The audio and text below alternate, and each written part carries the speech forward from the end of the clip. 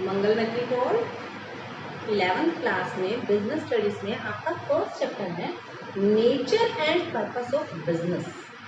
Nature and purpose of business में जो आपका फर्स्ट टॉपिक है that is human activities. What are human activities?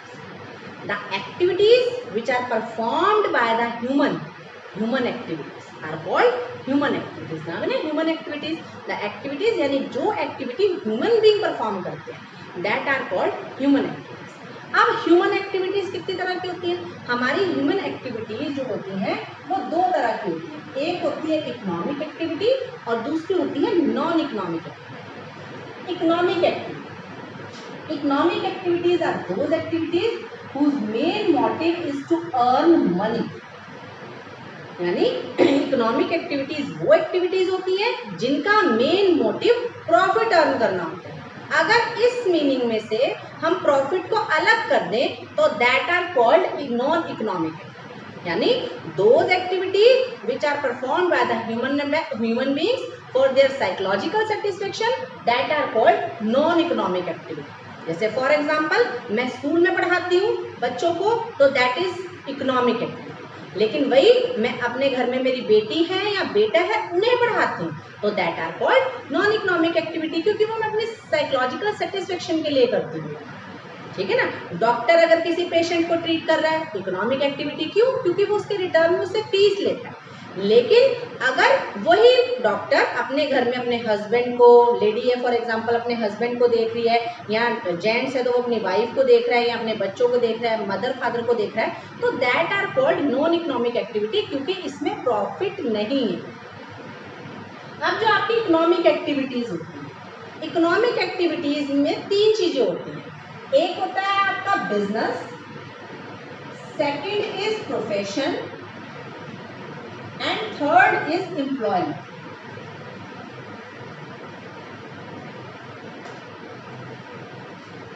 What do you mean by business? ये word आपने commonly सुना होगा, हाँ जी इसका ये बिजनेस है, इसका कपड़ों का बिजनेस है, इसका जूतों का बिजनेस है, ये कॉमन वर्ड है।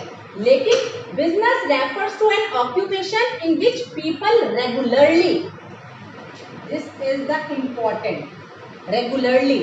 यानी फॉर एग्जाम्पल आपने किसी भूखे को एक बार खाना खिला दिया तो that is not a business. लेकिन वही आप अपने रेस्टोरेंट में डेली लोगों को खाना खिलाते हैं और उसके रिटर्न में उनसे पैसा लेते हैं तो दैट इज कॉल्ड बिजनेस और इकोनॉमिक एक्टिविटी। तो it refers to an occupation in which people regularly engage in activities related to purchase, production, sale. यानी इसमें तीनों चीजें आती है, परचेज करना भी, प्रोडक्शन करना भी और सेल भी करना। किसका? गुड्स और सर्विसेज का, with a view to earning profit.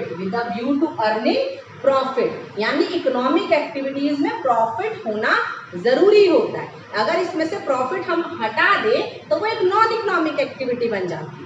तो इकोनॉमिक एक्टिविटी में अर्निंग प्रॉफिट, एक तो रेगुलरली, अर्निंग प्रॉफिट, ये दोनों टर्म इंपॉर्टेंट है। तो मीनिंग में क्या है? It refers to an occupation, वो occupation in which people regularly engage, जिसमें पीपल रेगुलर एंगेज रहते हैं। उन एक्टिविटीज में कौन सी? परचेज से रिलेटेड, प्रोडक्शन से रिलेटेड, सेल से रिलेटेड, किनकी? गुड्स और services, with a view to earning profit को अर्न करने। अब मैंने आपको बताया था कि जो इकोनॉमिक एक्टिविटी होती है उसमें तीन चीजें आती हैं। बिजनेस तो आपको पता चल गया। सेकंड इज प्रोफेशन क्या होता है? प्रोफेशन आप ऐसे स्टार्ट नहीं कर सकते। आप फॉर एग्जांपल कोई एक डॉक्टर बनना चाहते हैं तो डॉक्टर ऐसे बन जाते हैं? नहीं, ऐसे नहीं बन सकते। उसको क्या करना चाहिए? उसके लिए उसे एक प्रेस्क्राइब्ड डिग्री चाहिए, क्वालिफिकेशन, प्रेस्क्राइब्ड क्वालिफिकेशन और डिग्री, इन दोनों की रिक्वायरमेंट होती है। इसके बिना वो डॉक्टर नहीं बन सकता। ऐसी लॉयर के लिए भी जरूरी होती है जो प्रेस्क्राइब्ड क्वालिफिकेशन है, और दूसरा जो डिग्री है वो उसके लिए मस्ट है। जब उसे वो मिल जाती है तो उसके बाद वो अपना प्रोफेशन स्टार्ट कर सकता है। और एम्प्लॉयमेंट का स्टार्टिंग कब होती है? एम्प्लॉयमेंट की स्टार्टिंग तब होती है जब उसे कॉन्ट्रैक्ट ऑफ एम्प्लॉयमेंट मिल जाता है, यानी ज्वाइनिंग लेटर मिल जाता है, एक तरह से वो मिल जाता है तो उसका एम्प्लॉयमेंट स्टार्ट हो जाता है। एम्प्लॉयमेंट क्या होता है? जब हम किसी के अंडर काम करते हैं तो वो बदले में हमें क्या देता है? सैलरी देता है, वेजेस देता है, ये सब चीजें हमारी एम्प्लॉयमेंट में आती हैं।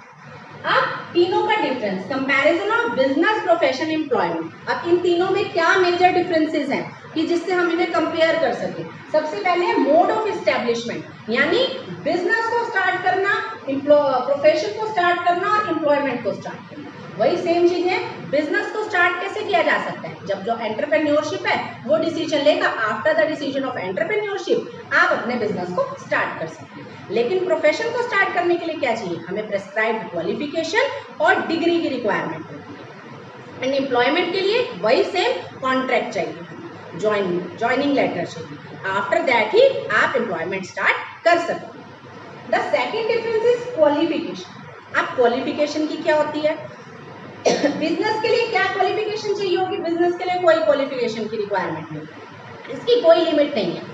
कोई 10th पास पर्सन की भी अच्छी नॉलेज होती है, वो बिजनेस स्टार्ट कर लेता है, कोई 8th पास भी स्टार्ट कर लेता है, कोई 12th पास, कोई ग्रेजुएट, कोई पोस्ट ग्रेजुएट, इसकी कोई लिमिट नहीं है। लेकिन प्रोफेशन के लिए आपको क्वालिफिकेशन की रिक्वायरमेंट होती है। उसके लिए अगर आपको डॉक्टर बनना है तो आपके पास MBBS की क्वालिफिकेशन यानी डिग्री होनी जरूरी होती है। और एम्प्लॉयमेंट में क्या होता है, एम्प्लॉयमेंट में डिपेंड करता है नेचर अपॉन द जॉब, यानी जॉब का नेचर कैसा, उस पर डिपेंड करता है। थर्ड इज रिवॉर्ड और रिटर्न, यानी जब आप बिजनेस करते हैं तो उसके रिटर्न में आपको क्या मिलता है, यानी आपको क्या रिवॉर्ड मिलता है, हमें प्रॉफिट मिलता है। क्या मिलता है, प्रॉफिट। और अगर हम प्रोफेशन करते हैं तो उसके बदले में डॉक्टर क्या लेता है हमसे, फीस लेता है। और एम्प्लॉयमेंट के बदले में हमें सैलरी और वेजेस मिलती है। नेक्स्ट इज कैपिटल इन्वेस्टमेंट, यानी कैपिटल इन्वेस्टमेंट कि बिजनेस को स्टार्ट करने के लिए, प्रोफेशन को स्टार्ट करने के लिए, एम्प्लॉयमेंट को स्टार्ट करने के लिए हमें कितनी इन्वेस्टमेंट की रिक्वायरमेंट होती है। बिजनेस को स्टार्ट करने के लिए लार्ज, जैसा बिजनेस होगा, अगर आपका बिजनेस बड़ा है तो आपको लार्ज कैपिटल इन्वेस्टमेंट चाहिए होगी, आपका बिजनेस स्मॉल है तो स्मॉल कैपिटल इन्वेस्टमेंट की रिक्वायरमेंट। लेकिन अगर आप प्रोफेशन में हैं तो उसके लिए बहुत लिमिटेड कैपिटल इन्वेस्टमेंट की रिक्वायरमेंट होती है।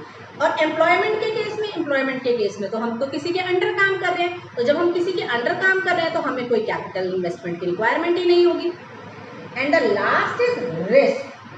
अब रिस्क किसमें सबसे ज्यादा होता है, किसमें कम होता है, किसमें मॉडरेट रिस्क होता है। बिजनेस में रिस्क सबसे ज्यादा होता है, हाई, क्योंकि बिजनेस का रूल है नो रिस्क नो प्रॉफिट, यानी अगर आप रिस्क नहीं लेंगे तो आपको प्रॉफिट भी नहीं होगा, तो इसलिए बिजनेसमैन को रिस्क तो लेना ही पड़ता है। तो नो रिस्क नो प्रॉफिट का रूल है, तो इसीलिए बिजनेस में रिस्क जो होता है वो सबसे ज्यादा होता है। प्रोफेशन में क्या होता है, प्रोफेशन में रिस्क कम होता है। और एम्प्लॉयमेंट के केस में कोई रिस्क नहीं होता। आज एक जगह है, कल आप किसी और के अंडर वर्क करते हैं, तो एम्प्लॉयमेंट में जो रिस्क होता है वो सबसे कम होता है।